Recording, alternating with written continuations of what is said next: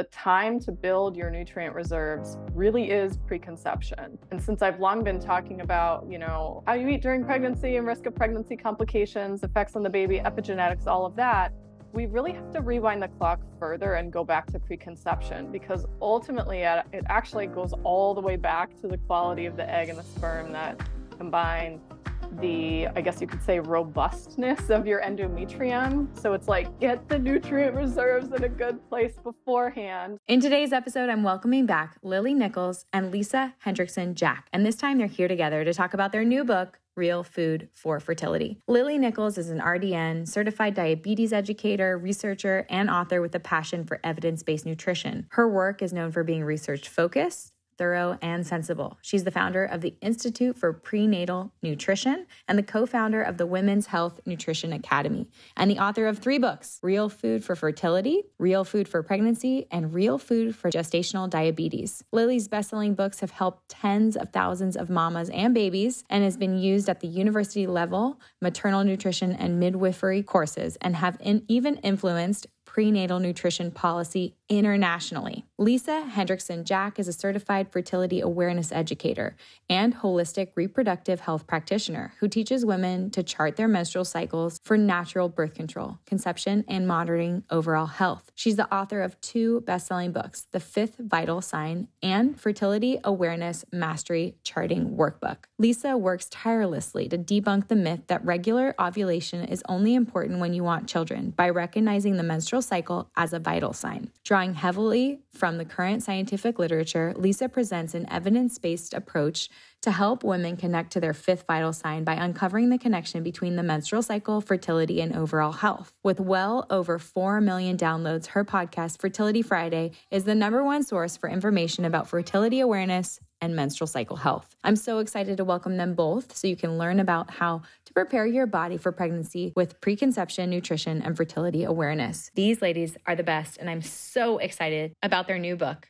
Real Food for Fertility. Go check it out. All right, Lily and Lisa, you both have been on the show on your own previously, experts in your field on hormones and nutrition, and you guys have come together to write a very exciting book called Real Food for Fertility. I feel like I said this prior to the podcast, but you guys on your own are just masterminds. So together, I am just so excited about this book. I got a sneak peek of it. It's so timely. It's so important for so many women. There's a lack of information or confusion out there. And so I'm just so excited to have you both on the podcast to talk about it, to be a megaphone for your work.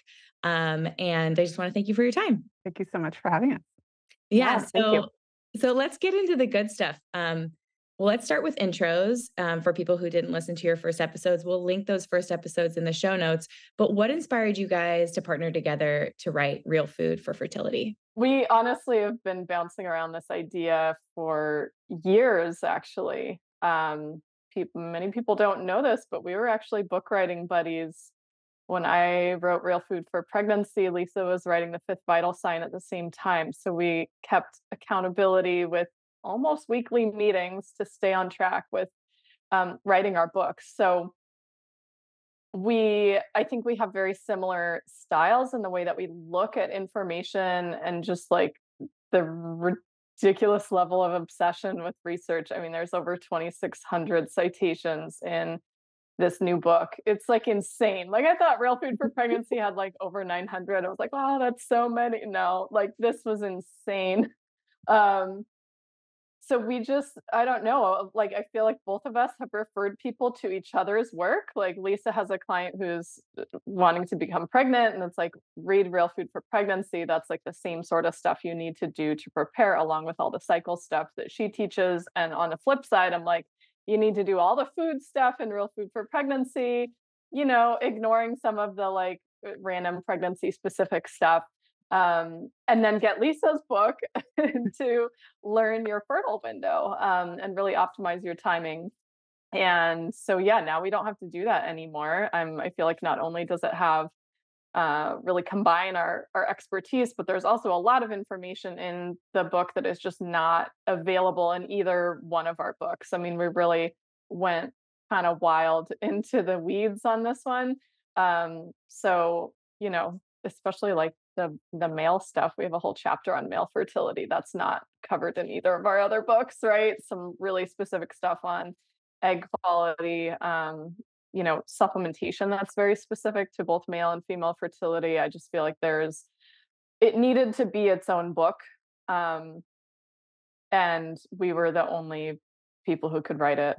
Yeah. And we're maybe the only people that we could tolerate co-authoring a book together. And yeah, we're really happy with how it turned out.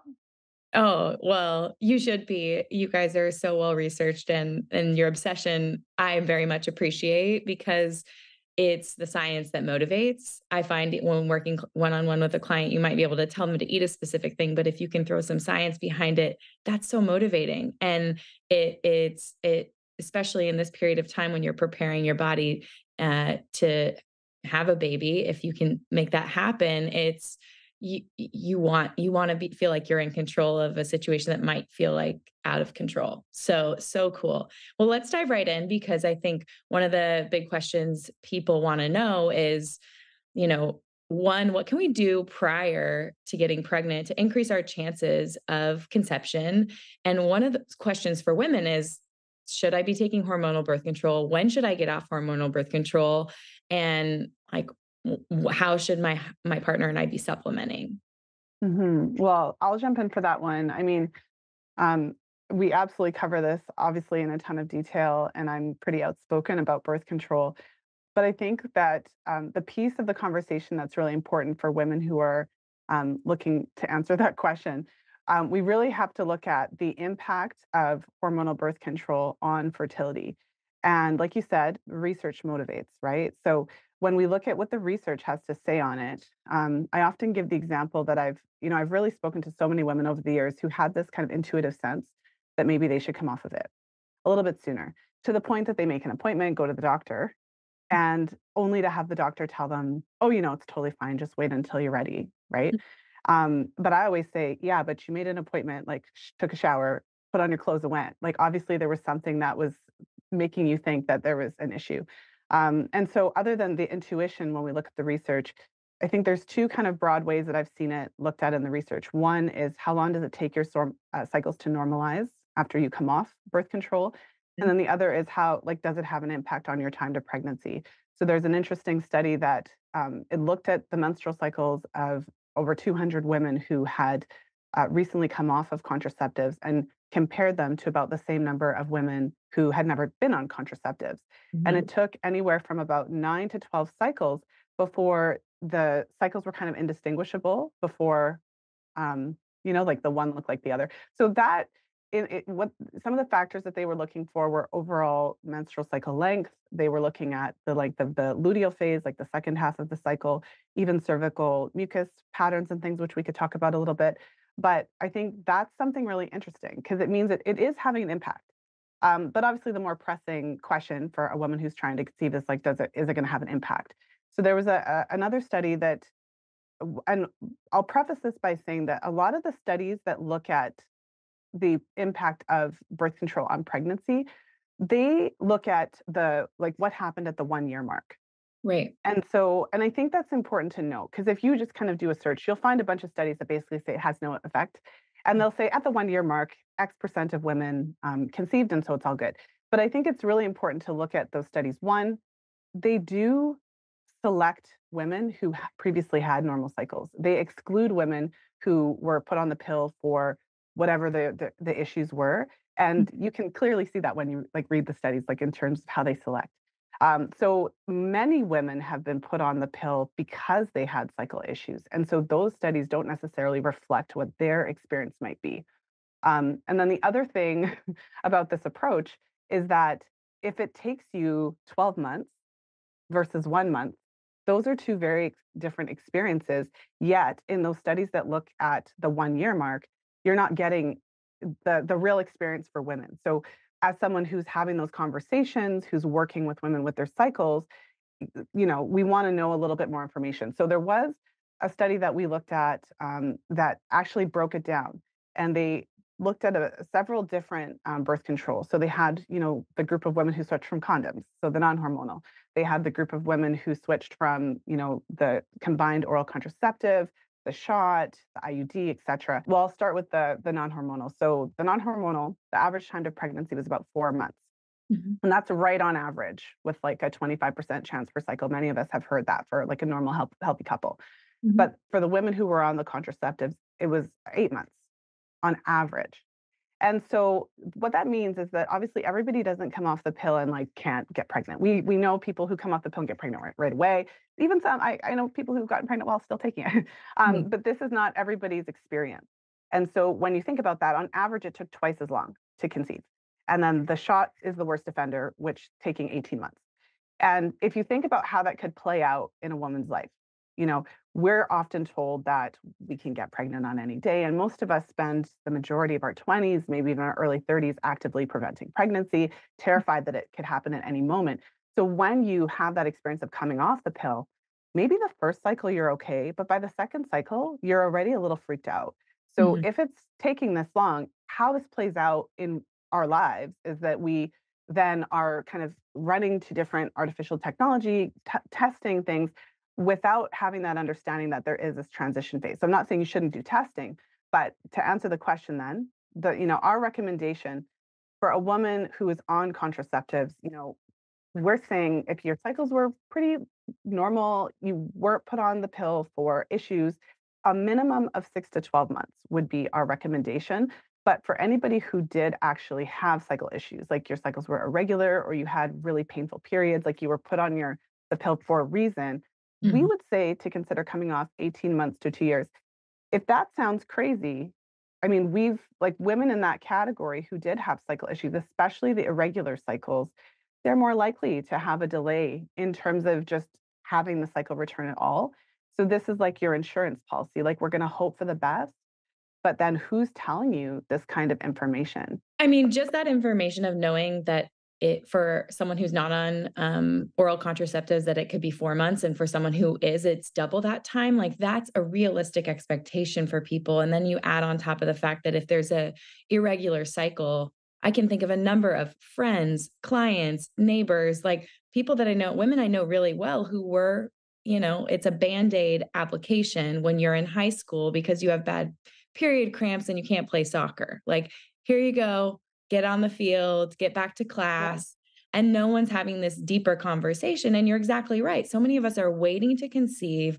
We have a career. We're not meeting our people. And then you're talking about mid 30s. I mean, for me, it's like I had my kids between 35 and 40. And it was not a rush, but it was like, "Oh gosh, well, I'm already geriatric. Let's do this," right? And you're just I will say, my saving grace was that I wasn't really on oral contraceptives much at all in my life. A couple of years in college and a couple of years, like, in my 20s, but I didn't like the way it made me feel, and I actually felt like I had a reaction to it, an emotional, like, mood reaction, so I tried to steer clear of it, but I know for a lot of people, they don't feel those feelings, and so they're just like, "I feel normal. I'll take this for 10 years, for 12 years, for 20 years." Does the time like, amount of time someone's on birth control impact that time to conception? I would say possibly. What the research, like in that study, I mean, they defined short term as under 2 years and long term as 2 years or more, which is Right. interesting because it's obviously very common for women to be on the pill now for 5 years, 10 years, 15 years, 20 years. I had a client who had taken it for 30. Um, so, I mean, I think the key to remember is I do think that what I've observed, anyways, is that women who, let's say that you were 18 when you went on the pill and you did it because you needed birth control and you can't remember any cycle issues. I would say women in that category, um, they tend to resume regular cycling, barring any conditions they may have developed along the way. Mhm. They barring any cycle issues, they tend to resume cycling. Okay. Like that's the category that's most likely to like if you think about the pill back in the day, it was not given to teenagers. When it was first designed and put on the market in 1960, it was often married women who were like fully adults already that were being put on it. So if you have, like a mature cycle and things like that, in terms of the period returning, you know, but we do know that there is a temporary period of subfertility. So, I mean, I feel like if you have been on the pill for a really long time, you have no idea what your natural cycle is like. So just like I don't assume I'm going to get into a car accident, but yet still I have insurance. You don't assume that you're going to have fertility issues, but you do. Like that's the reason we wrote this book. Like we want to give you the tools to set yourself up for success. And so my recommendation generally then, in general, like when you're in that position where you're starting to think about pregnancy, I think you should start to reconsider potentially your type of birth control. And within that kind of year to 2 years before you're thinking of, if you have the luxury of time like that, I think that you should start to consider potentially non-hormonal birth control methods. So I'm suggesting come off birth control when you're still actively avoiding Mhm. and figure out another alternative. But as a kind of a blanket general statement, and I don't know if this is controversial or not, I think that as we get into our early 30s in a general sense, we should actually just start to have that conversation with ourselves. It doesn't mean you turn 30 and I'm saying jump off hormonal contraceptives, but I do think we should start having that conversation because like you said, Kelly, you started your family, you said around age 35, right? So the thing is that if it does take your body a bit of time to normalize. One of the scary stats about the birth control pill that I got the most the most reaction from in my first book is the effect on ovarian reserve parameters. So, women on the pill actually shrinks the ovaries. I don't say this to be like scaring people, but it literally reduces ovarian volume by like 50%. It reduces the AMH levels while you're taking it, like it reduces antral follicle count. So these are some of the these are some of the things that are tested when they're doing fertility testing. And I had to go to a fertility preservation study where they're actually looking to, for women who are looking to freeze their eggs, to find out that it takes about 6 to 7 months for those parameters to normalize. So for women who are looking to freeze their eggs, the researchers were telling them, okay, well, come off the pill 6 to 7 months ahead of time to give your ovaries a chance to rebound for those parameters to return to normal so we get a better yield of eggs. But why isn't that information then crossed over for natural conception so that we're told, okay, we have this period of time where we know. And again, I just want to say it doesn't mean you cannot get pregnant, Of course. but like, it's not optimal. So, most people I know, it's not like we just wanna be like, we wanna have a healthy child. We wanna have like a wonderful like, we wanna be healthy ourselves, and we wanna be able to potentially have multiple children when we're ready to start our families, right? So, we don't just want the lowest bar possible. We wanna have an optimal situation. So, it's a lot to think about, but I mean, it's basic information that we should all know, frankly. Right, but we're just not getting that information. We're not getting it from our OBs, we're not getting it from the internet. You guys are the ones diving into the research and diving into for like the fertility research to know that ovarian volume is shrinking, that there is a time for rebound that's needed for improved conception. Like that's why you guys are here. That's why you wrote this book. Like I'm so pumped about it. And you mentioned a term, and then Lily will pop over to you because I want people not to just think that their ovaries are shrinking and that it might take them time. We want to give them the good news around what they can do to increase their chances of conception as well. But Lisa, you mentioned AMH levels and values. Can you explain what is AMH? What does it mean? What if someone has low AMH? Will they ever be able to get pregnant or conceive naturally? Help us out. Yes, absolutely. So this has become a pretty big topic in my client work over the past several years because I've had just countless clients who have been basically just told by their doctors that if their AMH is low, that there's just no chance of natural conception, which is ironically not what the research says about it. Mhm. So anti-Müllerian hormone, it's a hormone that's produced in both males and females in utero, and in males, it's produced at this critical time of development to prevent the development of female organs. So it's actually really interesting. So it has different roles. But what's interesting in women is that AMH is produced by the follicles throughout the menstrual cycle. And when we're younger, so if we look at the reproductive lifespan, toward the beginning of the reproductive lifespan, every cycle that we have a little pool of follicles that develops, and then out of that pool of follicles is, the follicle chosen for ovulation. So when we're younger, toward the beginning of our reproductive lifespan, that pool of follicles is a bit larger. And that is thought to reflect the total remaining reserve of eggs that we have. So, unlike men who can just provide a sperm sample, we can't provide an egg sample. And so, there's never a way for the researchers to count our eggs and tell us exactly how many eggs we have. So, any marker of ovarian reserve is actually like a proxy or Mm. an estimate. And so, the AMH is then used in that respect to say, okay, based on the levels, and the levels are determined by the number of follicles in that pool. They're all kicking out a little AMH. So the more follicles, the more AMH. So what happens is throughout a woman's reproductive life, gradually our reserve depletes. Gradually, that pool of follicles is smaller and smaller. And so, the scientists were super excited. They're like, look at this linear like relationship here. But it's like they took it a little too far because I've had clients tell me that physicians have told them that your AMH is low because your grandma's AMH was low and you're inheriting this and it's fixed and it can't be changed and all this kind of stuff. And the most interesting thing in the research, and I love to stress this, it wasn't like I found a straight paper. Like this is the consensus in multiple, analyses and things like that. AMH is best used to predict the success of ovarian stimulation when it comes to assisted reproductive technology. So most consistently, if a woman has good for her age category AMH levels, it's going to predict how successful they're going to be when they stimulate the ovaries and retrieve eggs. So good AMH means that they're more likely to have like a good amount of eggs that they take out of the ovaries. And then for artificial reproductive technology, you're more likely then to have success, like, right? More eggs, more success. Women with PCOS, polycystic ovarian syndrome, means that they often have a lot of follicles in the ovaries. So they may then have higher AMH levels, which is very consistent with women with this condition. And so that marker then for those women, if it's too high, they're more likely to overstimulate, meaning they get way too many eggs and it can be actually like a really serious health issue.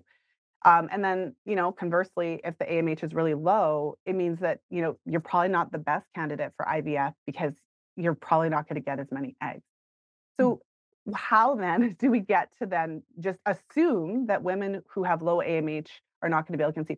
So in the research, it's so interesting because women, even with undetectable AMH levels, have been found to conceive.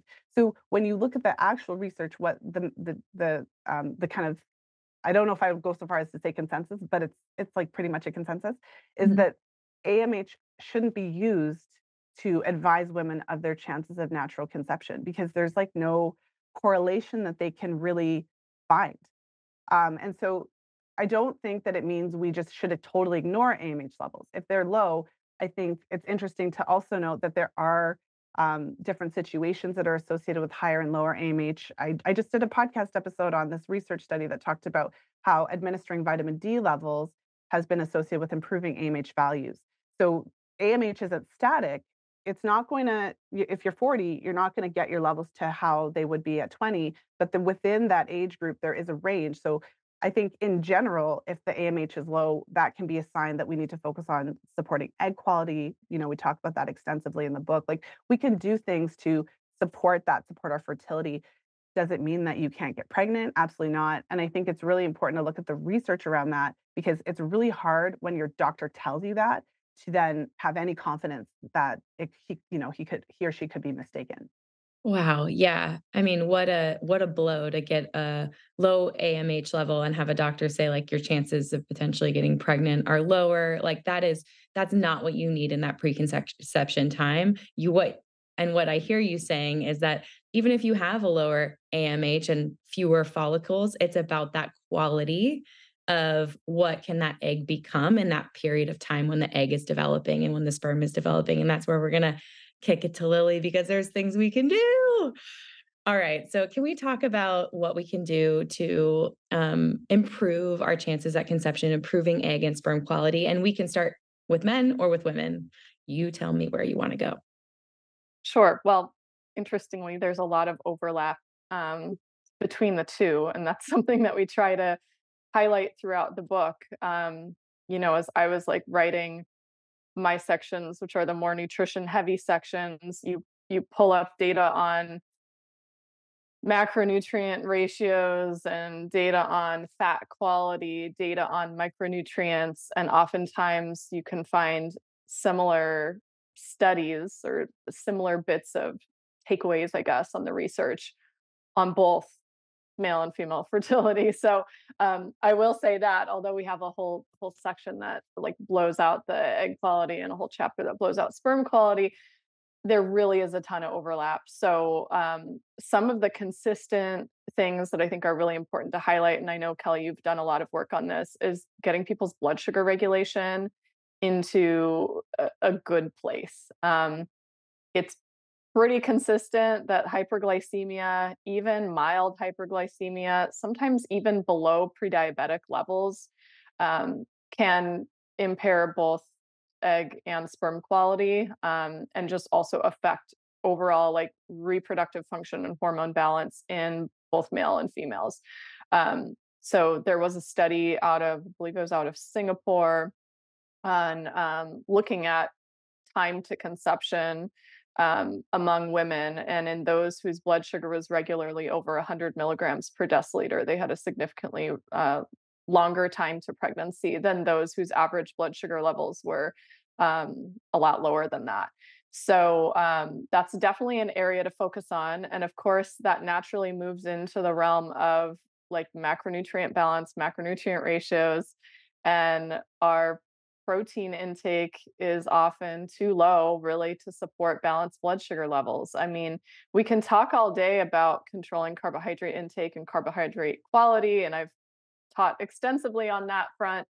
And really, over the years, my stance has kind of evolved to the point that I like to focus more on like what we're increasing and less on what we're decreasing, because you you're not going to get to a good place like satiety, weight, blood sugar, lean body mass, cortisol, insulin levels if you're not also increasing more protein while you're improving your carbohydrate quality. So that's a really, really big one for both. And one of the things I do get into in a little more detail in the book is looking beyond just protein intake as a whole, but some of these individual amino acids and some of their really important roles in like mitochondrial function and thus egg and sperm quality. Because especially like the egg has more mitochondria than any other cell in the human body. It's just like a energy factory.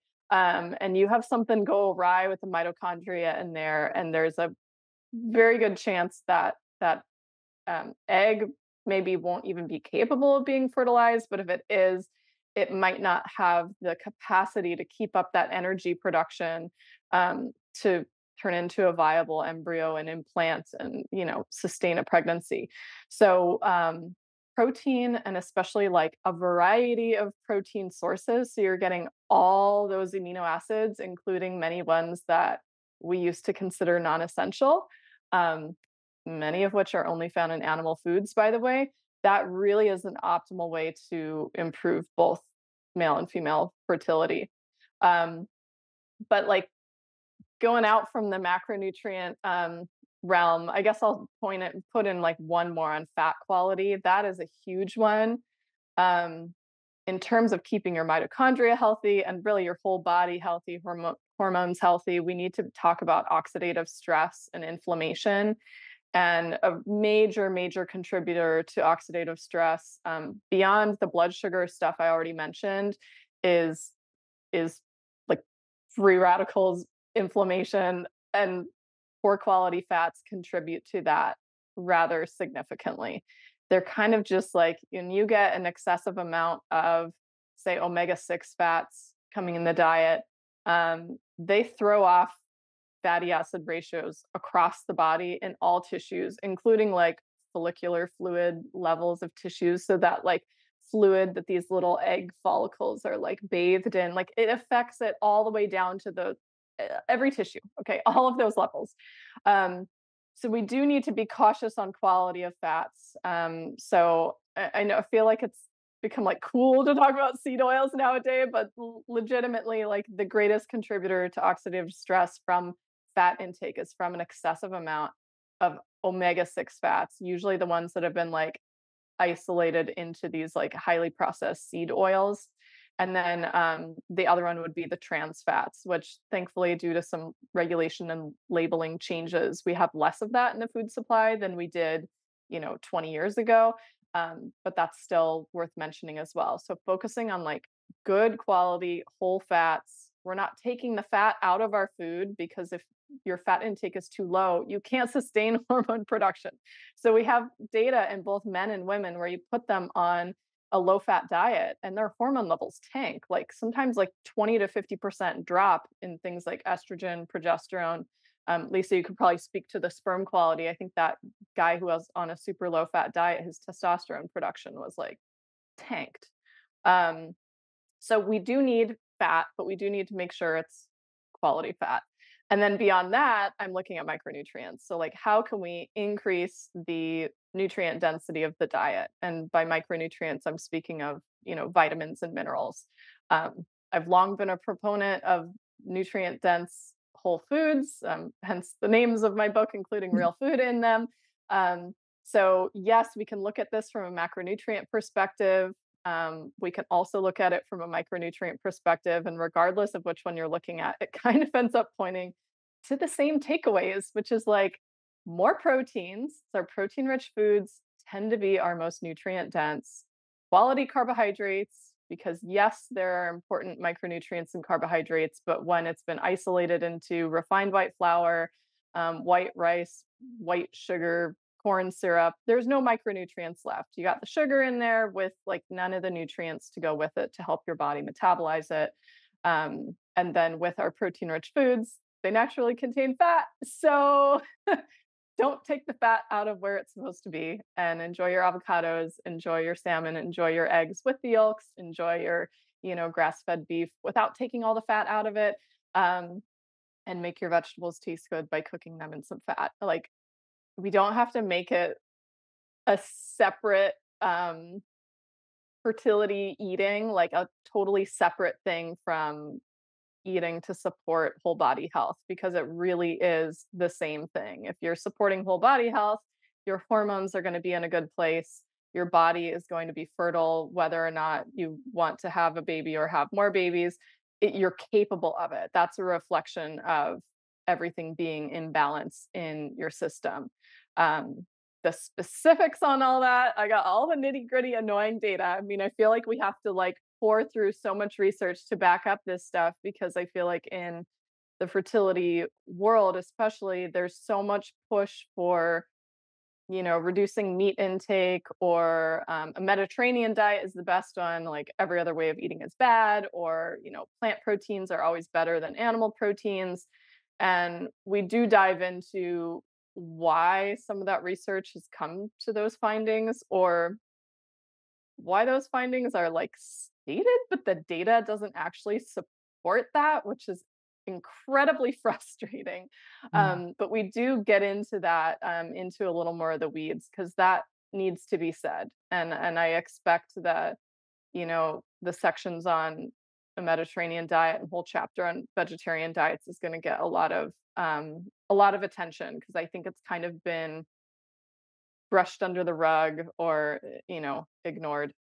Right. I will say, it makes sense to me that in the past you each would recommend each other's first books, because Real Food for Pregnancy goes into the nutrient density in animal protein and the variety of amino acids you can get from having that diverse diet, and how hormones are supported with fat as well. But it's interesting to me too. It's like when it doesn't need to be so difficult. It really, like, those animal-based proteins, those healthy fats, those whole food vegetables, like that also supports your blood sugar balance. Like that is, I'm over Exactly. here with my Fab4 drum. Like that is what it is. But what's interesting is prior to, prior to this fertility journey that I was on, and I was lucky to conceive quite quickly. But having a baby breastfeeding a child for, let's say, if you have do it for a long time, like I was 18 months, 22 months, I don't know when I'll be done breastfeeding Julian, like it is a nutrient suck on your Yes. body, and you need everything that you can get. So I'd love for you to talk to me a little bit about the diversity in animal proteins and the diversity in fats and carbs in let's say, like, give me some example meals for people and what they should be including, like grass-fed beef. I'm a big, huge fan of right now because of that nutrient load in this period of my life. Um, I think previously I would have said, like, it's okay that you would be on a plant-based diet, but if you're actually seriously considering having multiple children back to back, like, I definitely don't recommend it. And I have the hardest time supporting blood sugar balance if it's strictly plant-based.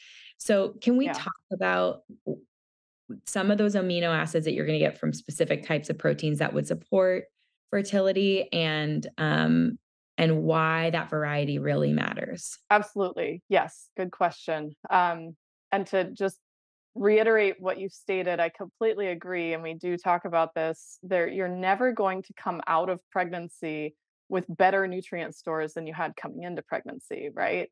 So the time to build your nutrient reserves really is preconception. Um, and since I've long been talking about, how you eat during pregnancy and risk of pregnancy complications, effects on the baby, epigenetics, all of that, we really have to rewind the clock further and go back to preconception because ultimately it actually goes all the way back to the quality of the egg and the sperm that combined the like I guess you could say robustness of your endometrium, which is where the embryo first implants, because that, of course, your endometrium is what you shed every menstrual cycle. That is the first home for that embryo. And so a lot of that very early, I mean, early pregnancy is incredibly complex with everything that's happening. All of that, that embryo needs a really lush, nutrient-rich home to embed in, and that provides the space for your placenta to attach properly. And most of our pregnancy complications really arise from placentation disorders. The placenta did not develop properly. So if you don't have a super great menstrual cycle, super great flow, your endometrium is probably pretty weak. You may not be able to conceive. If you do, there's a greater chance that you're going to have some pregnancy complications later on, right? So it's like get the nutrient reserves in a good place beforehand. I mean, I can go on and on about that topic. I'll spare you. Get them in a good place beforehand. They are going to be depleted during pregnancy. It is just the design that our bodies are always going to prioritize our offspring's nutrient supply and development over our own. So we're going to end up depleted postpartum. It's like, what do you do to stay nourished in all of those phases before, during, after? Um, so I wanted to just go on a little tangent there. As for the protein side of things, I've long talked about some specific amino acids that can be especially helpful in pregnancy, and there's a lot of overlap with the ones that are helpful preconception. Surprise, surprise. So glycine is an amino acid I've talked about a lot. Very important for our like overall collagen production, also keeping oxidative stress at bay, and that is also very important for fertility as well. So glycine is required by our egg cells and growing embryos. We also need glycine for the production of glutathione. So if you don't have enough glutathione, your detoxification potential might be kind of messed up and you'll have greater oxidative stress, which isn't great for fertility overall. I'm going to stop you for a second. For everyone listening, glutathione is an endogenous antioxidant. It's like your own little like fire hose for oxidative stress and Yes. like everything that's coming at you. You need to produce that in your body with nutrients like glycine, the amino acid. Yep. And Yep. You glycine do. is not considered an essential amino. Not considered essential. Yeah. So you need not only glycine, but you need cysteine and selenium as well. And it's like, again, you look at, okay, where are we getting that? It's like seafood, organ meats. With the glycine, all of our collagen rich cuts of meat. So the challenge with a plant-based diet for glycine is that it is found in plant foods, but nowhere near the concentration you get in animal foods. So really, you're gonna come up short on glycine unless you're consuming like an exogenous source of collagen, which collagen is an animal protein. So you could potentially supplement with like glycine individually, as an amino acid. It gets really tricky when you start supplementing with individual amino acids, though, because I mean, we talk about amino acid balance a lot, right? And you need them in the right ratios. So in small amounts, that might be okay. You'd want to be working with a clinician if that was like something you're going hog wild on.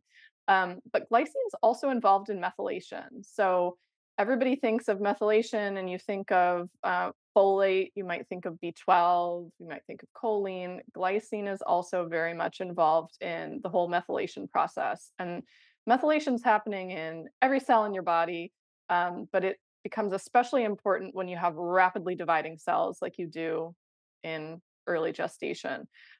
So glycine can really help in some ways, like offset if there's insufficient amounts of folate, choline, B12. Like glycine can kind of pick up some of the slack on methylation, or if you have some like genetic variations that affect your ability to methylate, again, glycine comes in really helpful. Well, I think if people want to nerd out, definitely they're all going to be buying this book because if Yeah. you're planning to conceive, all of this information is arming you with what you need to make that happen, and information you're not going to get from your doctor, which I love so much. I think I'd like to jump into a couple other things that may impact fertility. I know in the book you talk about electrolytes, you talk about general meal breakdown, meal timing, intermittent fasting.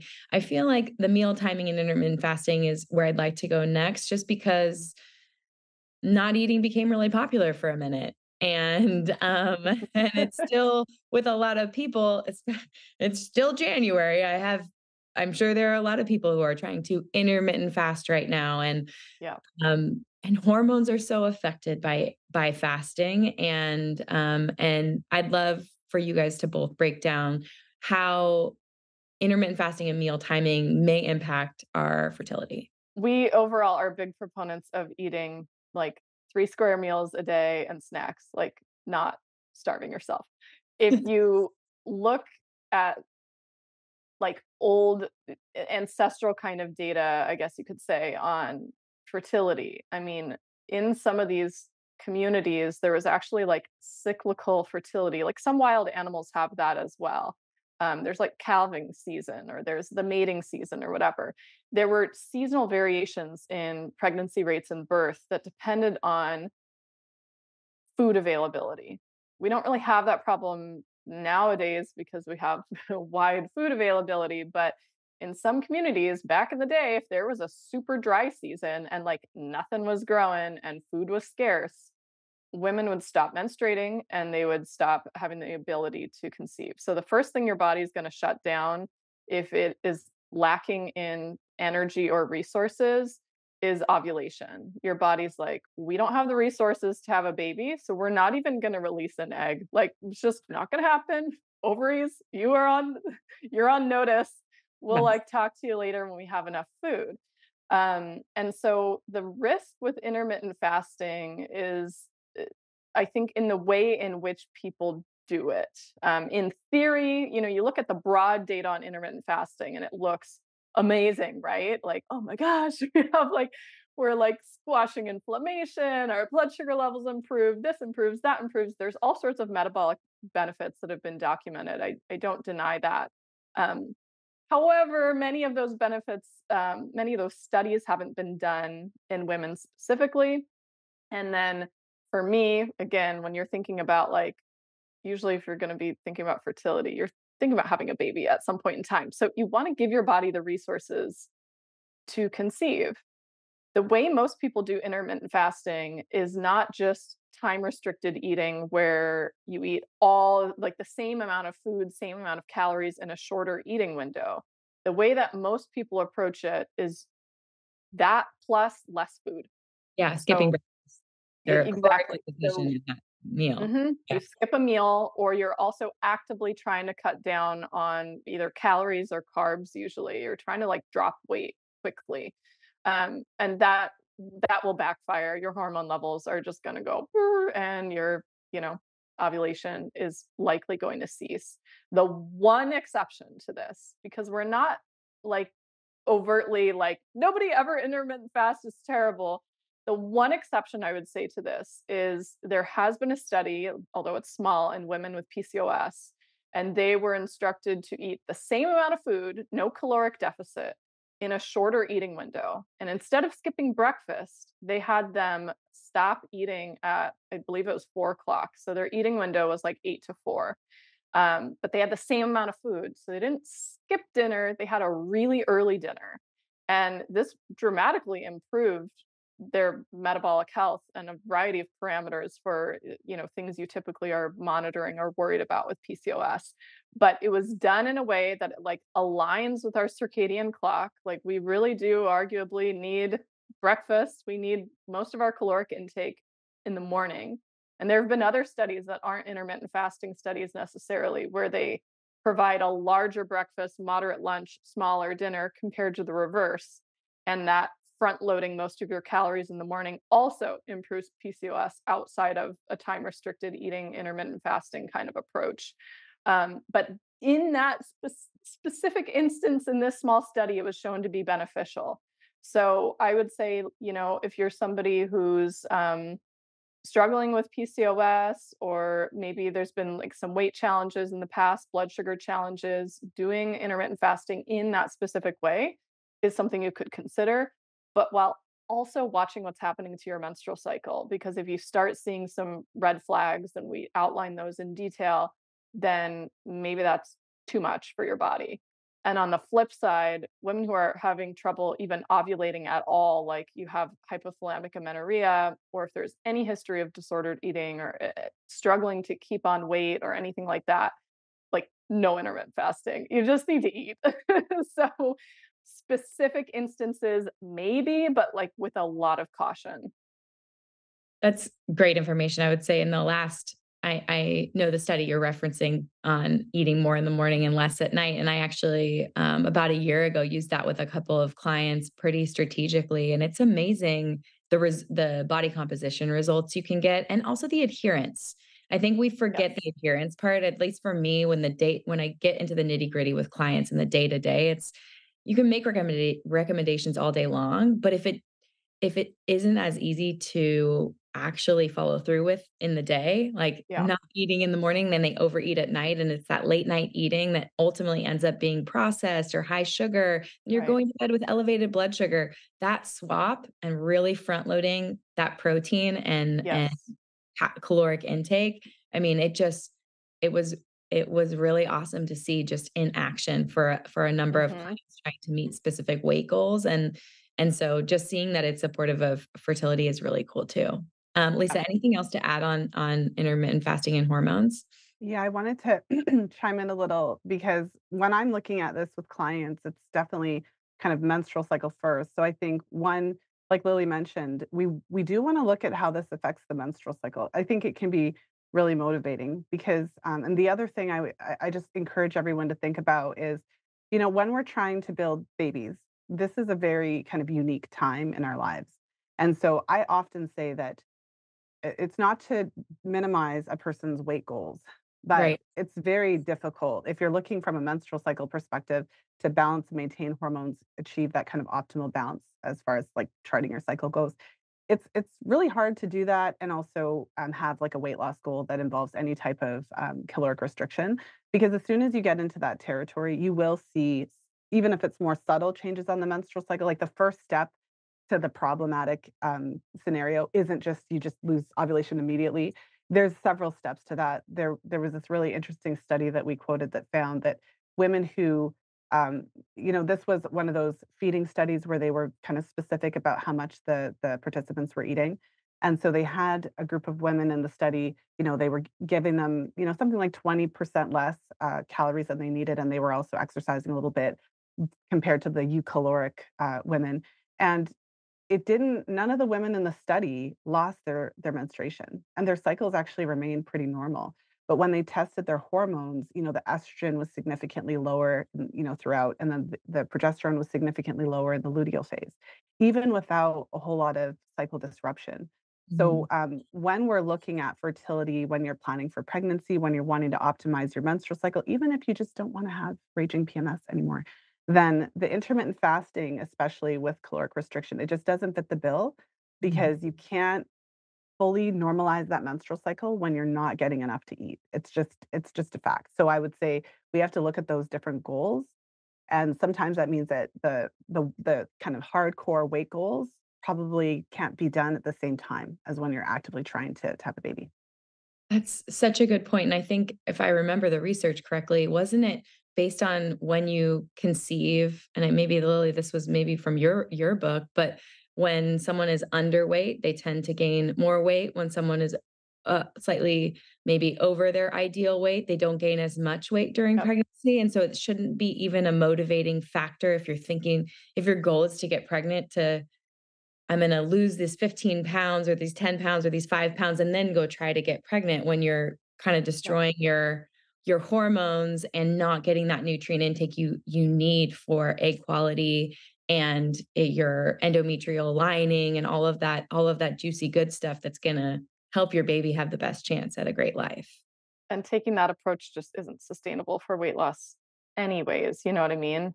I think having, like, for a woman who's above her ideal body weight, having, like, body composition goals, like, I'm in support of, and just what you were talking about with front loading protein, front loading caloric intake, so that we're setting ourselves up for being fed in the morning and our hormone levels, our blood sugar is sustained, our insulin levels are not spiked, our cortisol is not spiked. That sets you up for all your reproductive hormones being in a good place, whether or not you incorporate. I even don't even think most people need to do the whole uh, level of time restricted eating where you're like eating dinner by 4 p.m. Like if Yeah. those of us with families, like that's Just like don't eat at 10. completely ridiculous. Like Yeah. what the heck? Yeah. So while it has been done in some instances, like just doing those other two things of like eating breakfast with protein, I guess that's like one thing. That goes such a long way. I mean, we really can't discount that. I feel like I've been on the train like my entire career of like breakfast with protein. Yeah. And then for all the different reasons, as you go into the research and all the mechanisms, you're like, oh, that's also good for this reason and that reason and that reason. But it's highly effective. Right. It just works. And whether you have a nutrition background like myself or you, Kelly, or with Lisa watching menstrual cycle parameters, like you see the benefits on all fronts. Right. What I you was said, Kelly, about compliance, just yeah. by adding protein to breakfast, I've seen just phenomenal results in the menstrual cycle, which is then very motivating to clients to see what an impact it's having. And you always hear, like, I feel so much better. I'm sleeping better. I have more energy. Like, there's also other things in addition to improving your fertility hormones that are highly beneficial and um, very motivating. Yeah, I would say I'm an N of 1. This is the best postpartum I've had out of all 3, and I would 100% attribute that to protein intake, and specifically using Ancestral Blend from Force of Nature, which blends in the liver and other organs. Like, I love smoothies, I love eggs and avocado and, like, I love breakfast. I've loved breakfast for a long time, pro breakfast. But what's different this time around is I would say I'm probably making, like, 2 to 3 pounds of ground meat, like, every 3 or 4 days, and it's in my fridge, and like, I'm having a side of ground beef from a pan with my smoothie, putting it on my kids' plate with their eggs, like, Yep. I am taking it so much more seriously than I ever did before to the point where some of my breakfasts are close to 40 or 50 grams of protein, and what I see throughout the day is sustained energy, it just like my muscle mass is so much stronger. I haven't had as much hair breakage, nail breakage, like skin, like I am like, "Let's do this." Like, I'm ready to seize the day, and clearly, like I said, N of 1, but it's it's amazing when you flip the coin and you go, "Okay, Like, yes, I want fertility enhancing, postnatal depletion preventing type of foods, but what are those and how serious can I get about it? It's crazy the difference that you feel. Yeah. So, on that, Lily, will you talk about some of the fertility enhancing foods and what we should be including and why those are so important? Yes. And there's been a study now on postpartum protein needs. They looked at women 3 to 6 months postpartum, and their protein requirements were higher than an average female athlete. Yeah, I And mean, that that's does three to not six months surprise me. out. Wow. I mean, it Yeah. doesn't surprise me. I'm like, this is the first time I've always kind of been around 100 grams of protein a day. This is the first time I'm like really pushing for 130, which would be 1 gram per pound of body mass. And I'm Yep.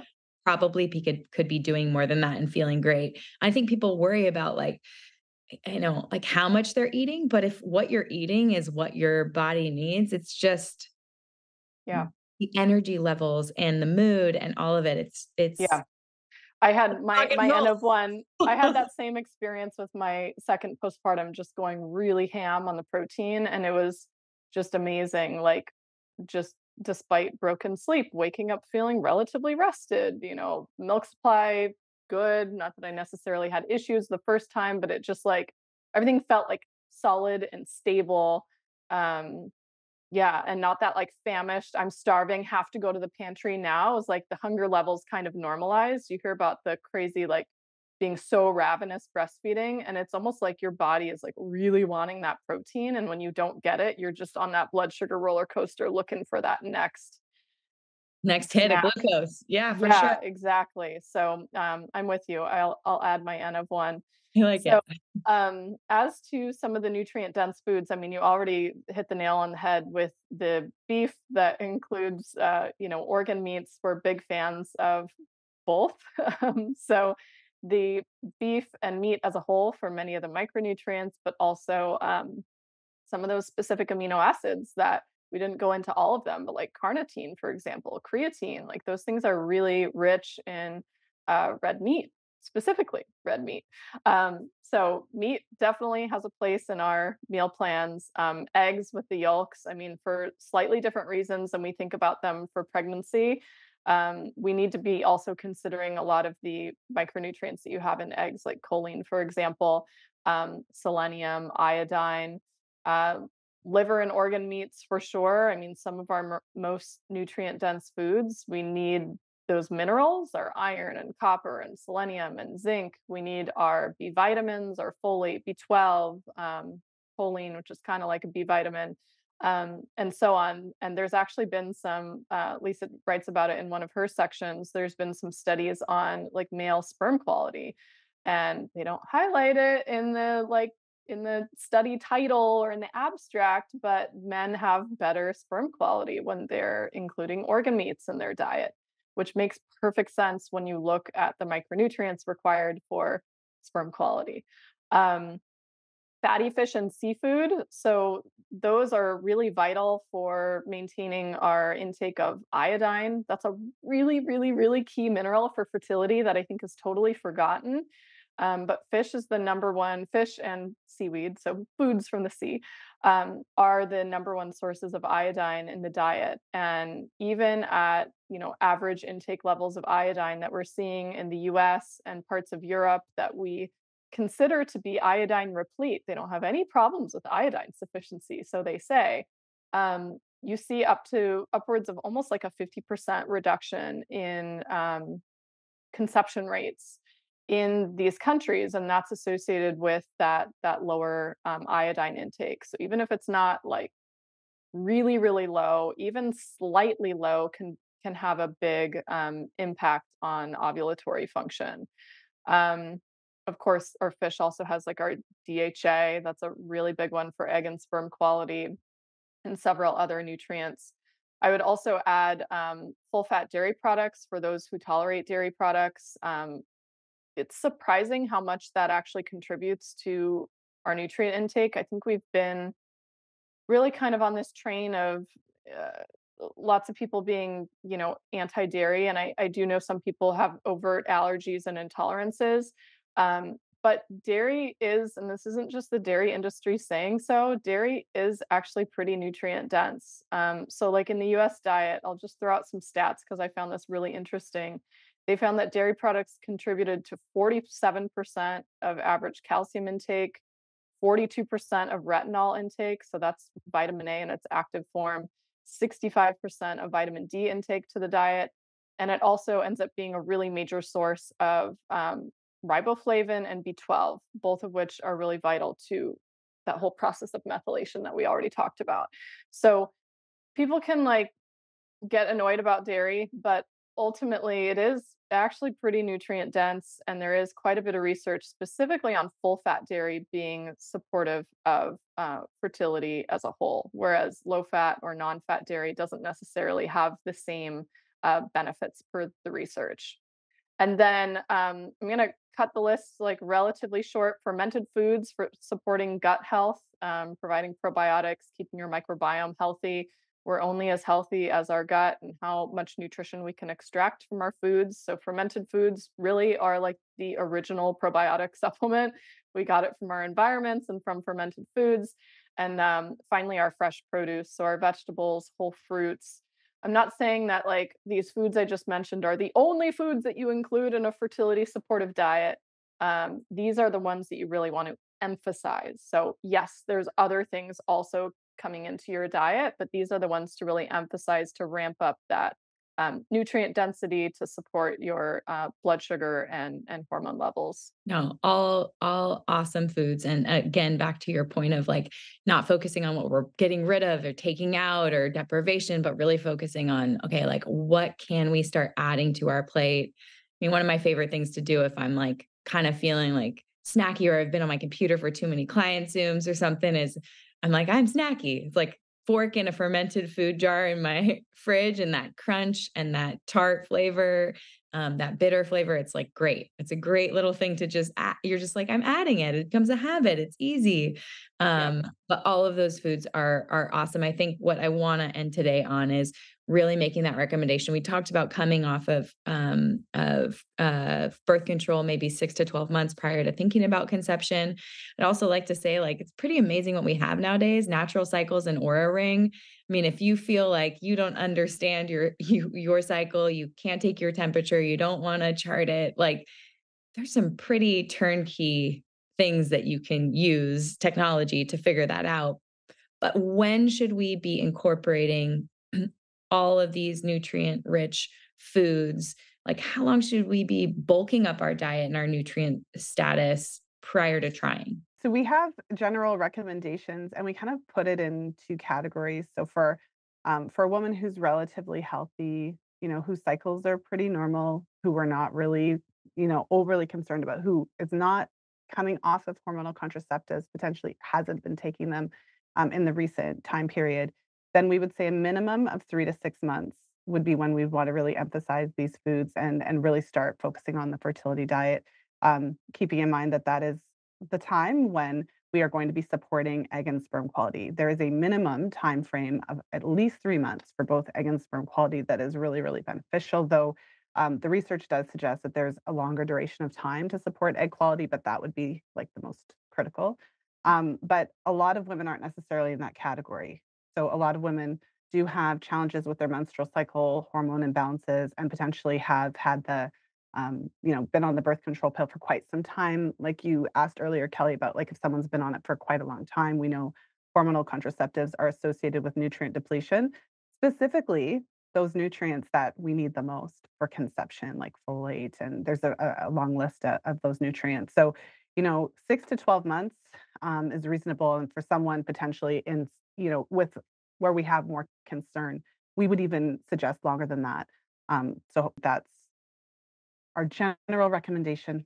I love it. Such good stuff, you guys. I'm really, really excited about this book. I can't get enough of what you guys put out into the world. So I'm so excited to share this with my audience and my community.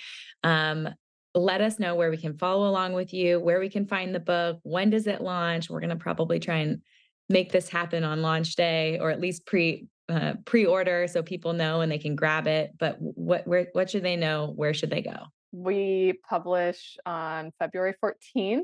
Valentine's Day. And I would say the best place to go to buy it would be Amazon. We'll have paper book and ebook for now. Eventually, we'll record a audiobook when we can both get together. We want to make sure that we're the ones who are reading it because we both recorded our own audiobooks before, and it's exhausting but fun. Yes. Um, yeah, we have a website for the book, realfoodforfertility.com. If you go there, you can like grab a copy of the first chapter for free. It actually has the forward, intro, and first chapter, but nonetheless, like the first little chunk of the book. We have our work cited up there as well, and a couple other things. So definitely check that out if you're not sure where to go. You could probably search on Amazon "Real Food for Fertility." It should pop right up.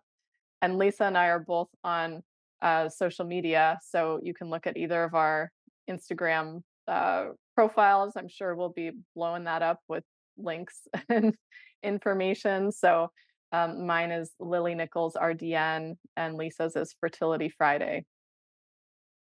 Awesome. Well, thank you guys so much for your time and for being here and for putting all of your time and effort into a very, very important book for so many women and men. This is going to be their guide, their workbook, their, where they can go when they feel like they don't have control over their fertility journal or journey. You can send. I feel comfortable sending them to this book because it's just amazing. It's a way to take control and know the realities around their fertility journey. So thank you so much, you guys. This is amazing. I'm so excited about it. All of the links will be in the show notes. You guys head to YouTube, watch this on video, on Insta. We'll throw a little preview up, but you guys, thank you so, so much for your time and for writing this really, really important book.